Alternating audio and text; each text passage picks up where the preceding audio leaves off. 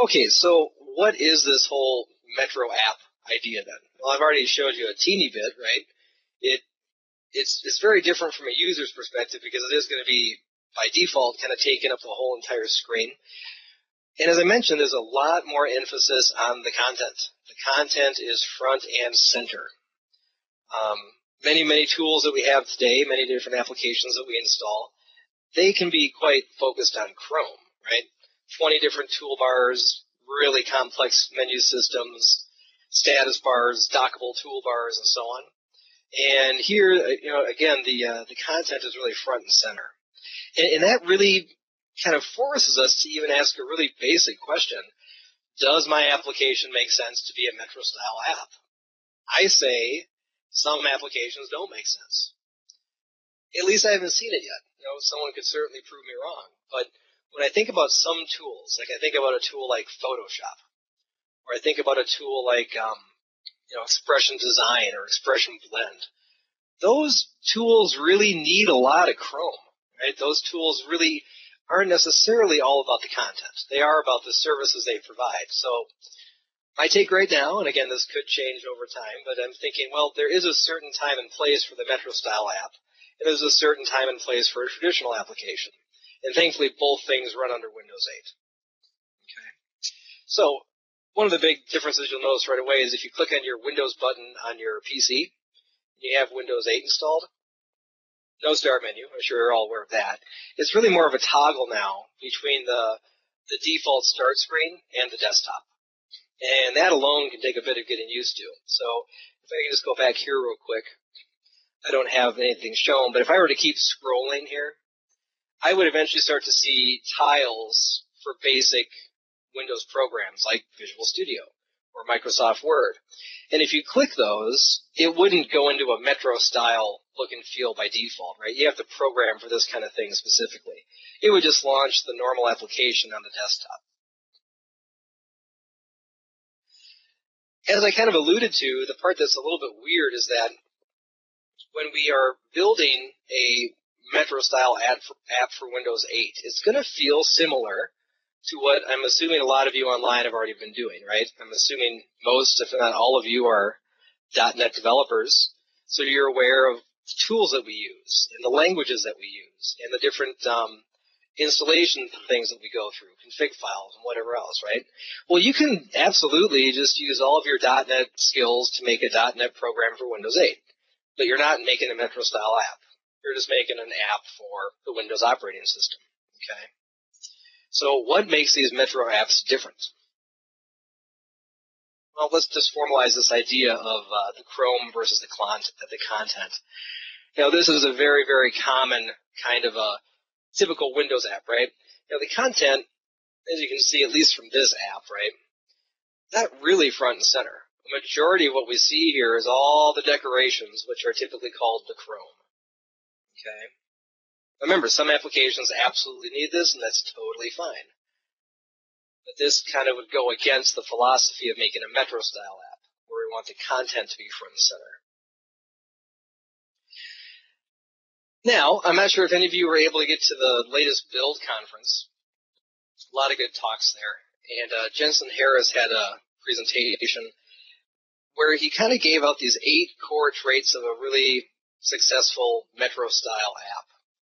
And I'm going to kind of go through these points pretty much piece by piece, trying to focus more on developer concepts, okay? And we'll just kind of go through these from top to bottom here. Okay, so again, the Chrome will be kept to a minimum. So here's a good side-by-side comparison. So over here on the left, we have an RSS feed kind of written for a traditional Windows environment. And over here, we have a Metro version of an RSS feed, right? As you can probably tell, and I'll be honest here, I've never called myself a graphical artist. I can make really nice-looking stick figures and happy faces maybe, but I'm not the guy you want if you want a beautiful, gorgeous-looking user interface, right?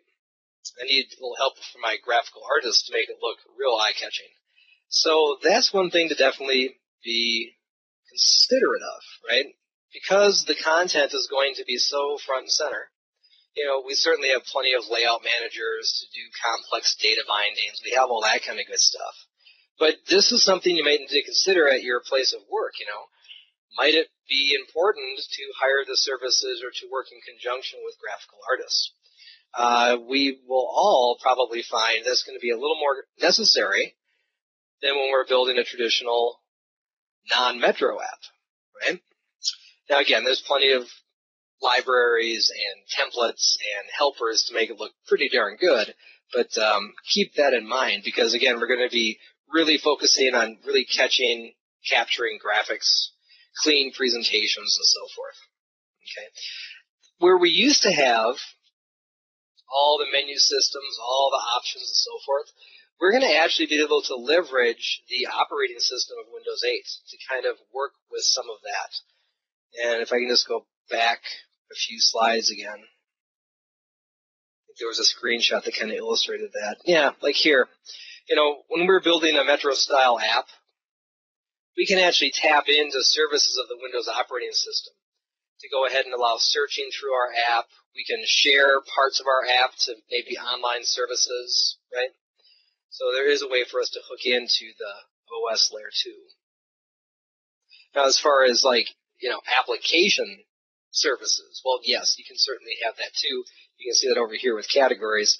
But even that would be a good example of kind of a re-envisioned menu system, right?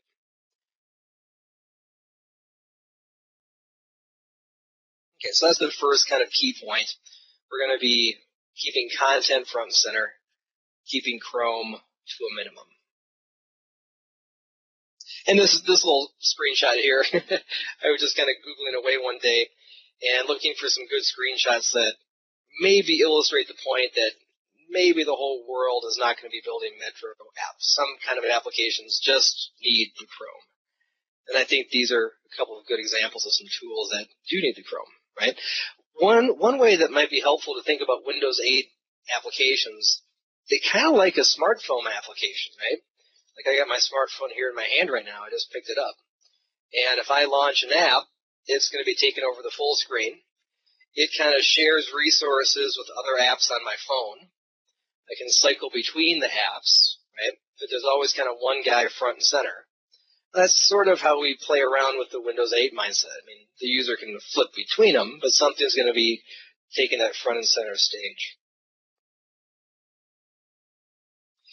Now, the other thing, too, which is very important for developers to grasp early on, is that if you are going to be working on a Metro-style app, and again, for those that joined me late, I did acknowledge earlier about the name change from Metro. I still call it Metro. But we need to think about touchscreen programming because that is a really key part of getting through the vetting process. We need to make our applications responsive to input through user interaction, okay? And so there's actually a whole little touch language that we can program with, okay? In the screenshot here on the screen, it's hard to illustrate this unless you can touch the screen and try it yourself. But I bet a lot of these things are familiar to you guys just with your phones, right?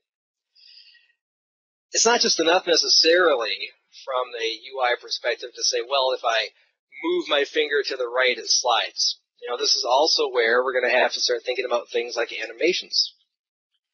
And, one of my big things that I try to push when I teach WPF classes is I really encourage developers to get out of the mindset of thinking that animations and graphics are just for building multimedia programs. When you're doing anything with XAML, those things become front and center because we have to use those things. We have to use animations and we have to use graphics to incorporate visual cues for templates, to stylize data bindings, and to have smooth transitions. And the smooth transition part is going to be critical when we're programming for touch.